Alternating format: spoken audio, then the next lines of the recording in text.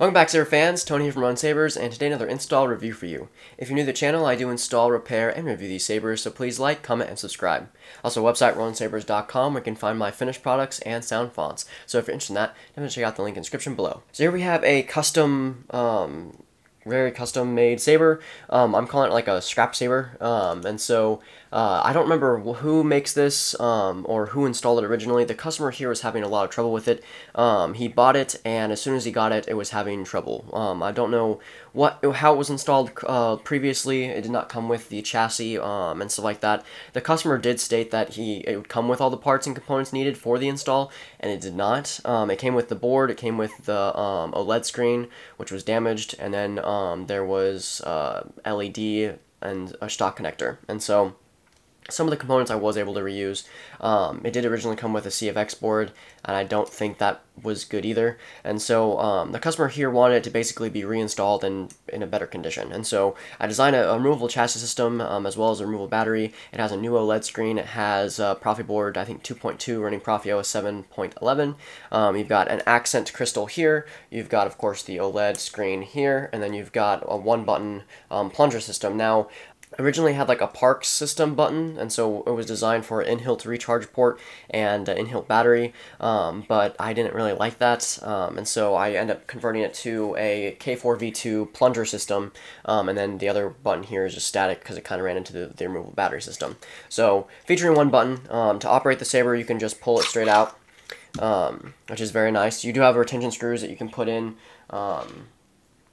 into the chassis that goes through and holds the chassis in. It also has a separate retention screw holding the chassis to the emitter, which is very nice. You can't really see it. You can undo this retention screw and take this chassis out, but you had a Proffieboard 2.2 in there, one button, the OLED screen, removable battery, positive and negative, and then you've got a Smuggler's Outpost PCB in there.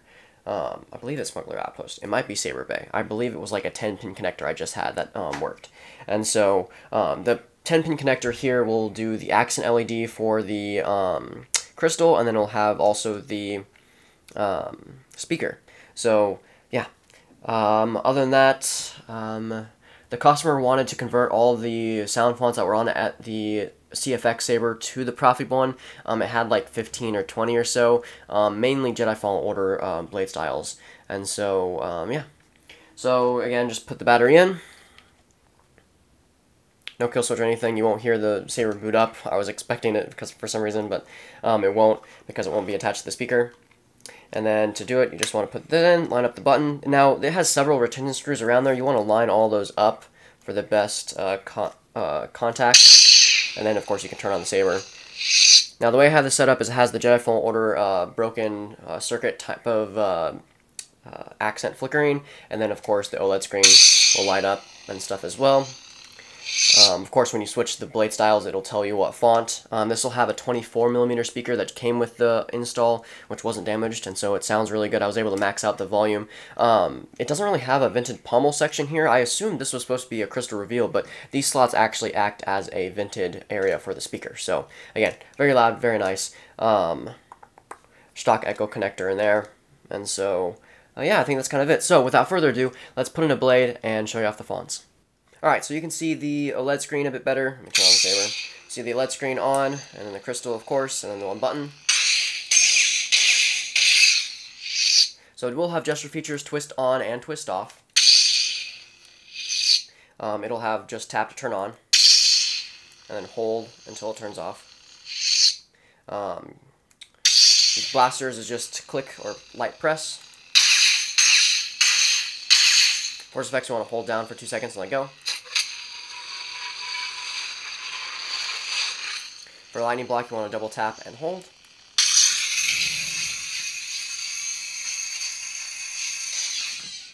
For color changing, you want to tap 4 times, and you can rotate the saber and then hold to select.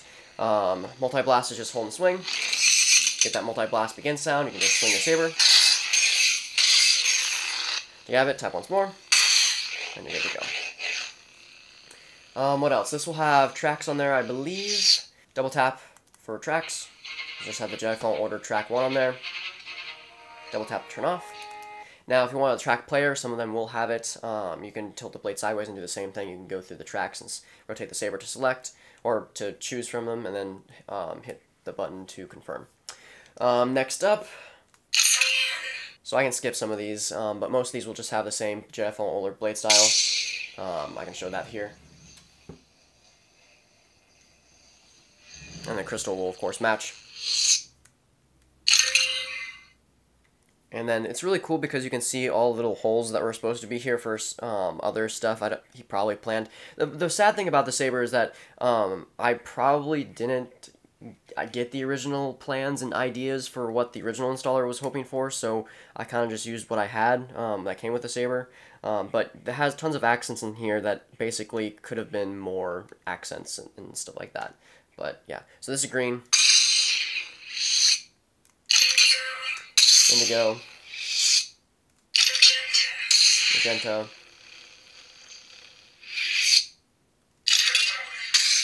purple, orange, yellow, red.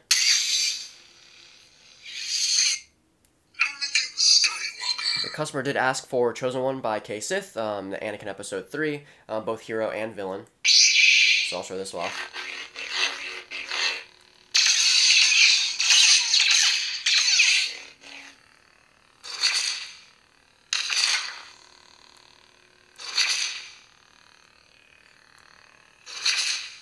This will have the Battle over Coruscant. Oh. Battle over Coruscant as the track.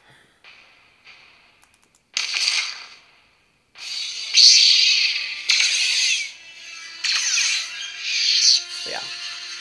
Next up. Darth Vader. This, of course, is the villain. Of course, you can slaughter younglings. You can change directly to red, symbolizing Anakin's turn by clicking 4 times. And then you're good to go. Now the crystal, I decided to change it to the ultimate color that it changes to, but it'll just stay red. This one, I believe, has Anakin's Dark Deeds as the track. Yep. But yeah. Next up. You ever hear the tragedy of Darth Plagueis the White? This is the Tragedy by Kyberphonic. Also, that was on there originally.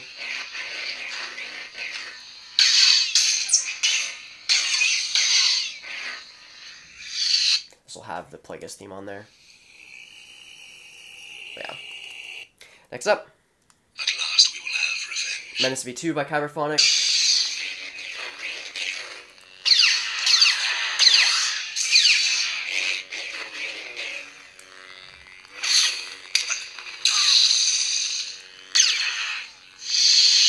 Fate's on the track for this one. ESB Graphics V2 by Kyberphonic. This is the best bin configuration. So, special edition ignition, white build-up, white swing, and force effects and stuff.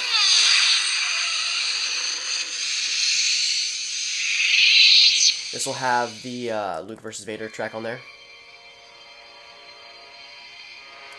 But yeah. Next up. I am a Jedi, like my father before me. This is Return V2 by Kyberphonic.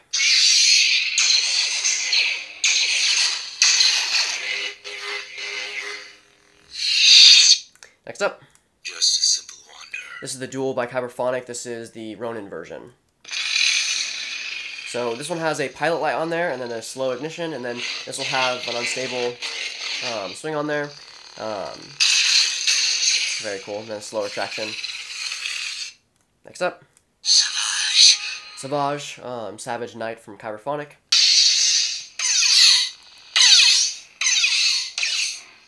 Second sister. The second by Kyberphonic / K. Sith.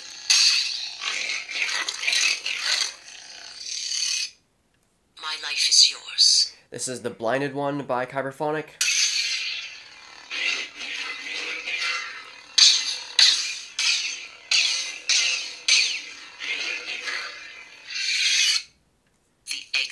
The Exile.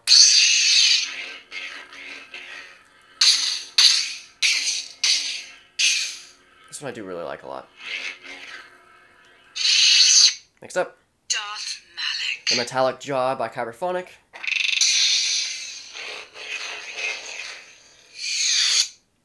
My apprentice, Darth Bandon. The Shadow Hand.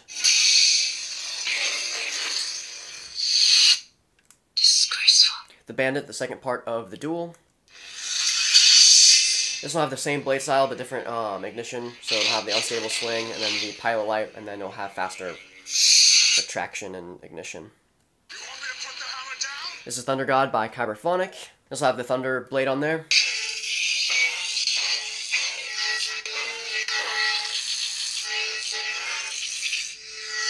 Prepare a boarding party. And last but not least, you have your passive battery monitor, which fades from green to red, depending on the battery voltage, and of course the party blade.